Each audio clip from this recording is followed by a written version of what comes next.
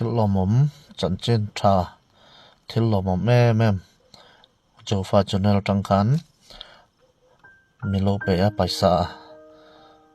New Zealand atang hian chin mi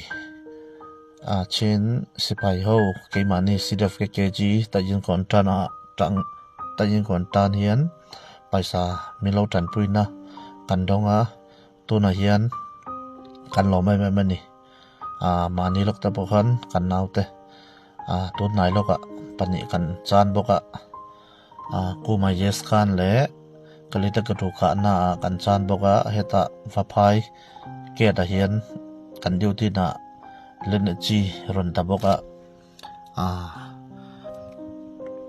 kan naw ta baka kan chan le boka ni pakhat kan sipai pakhat nun na kan chan hian roi pui de win veina tha lem na te kan siama paisa kan senem kan seng tama kan senem la ya hian hetinga milo jonaya milo lu te kan lo mai ni wan nge po hian ke mani CDF KG tayin ti tayin khwan chon tono phoi tayin tin rang pakhat theu CNA hen milo kai shweya CDM si zang ne mi akan CDM si zang ho nen pol pathum hian don velin kan bom boka kan bom kan thak boka kuma yes kan kha chuan kuma yes khan le ke ni lain ta ya kalita ka du chaw tebel tha hi kan nei na me ram ri nia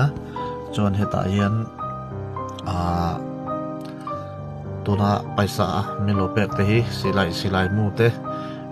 leina tu le ele in adai dayangin tam dai inen kolna te yebo cha zo yebo te chon tu na hian mania dona lene chia ron thak lene chia ron ka kha in li mek ta kala oma in kolna tul da kan mamo la ya hetenga paisa melo tan pui te hi New Zealand atang ke mani chin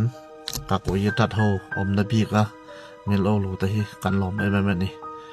tu nai na sain kan tang chho zelanga na ami pui dang zong po hian tong tai na te milo pui la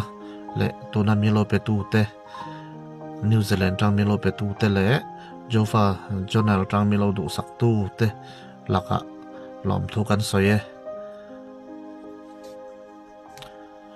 le to baka soi tu len ke tinga milo donai tu te hi pathian hian ting tong thong bong mya sowa na thona tuang in tuang chou zelin paisa sum tam tak ale tam tak in pathian hian ron mal somin milo ru sak tolin pathian bula pakati le kan lo mai me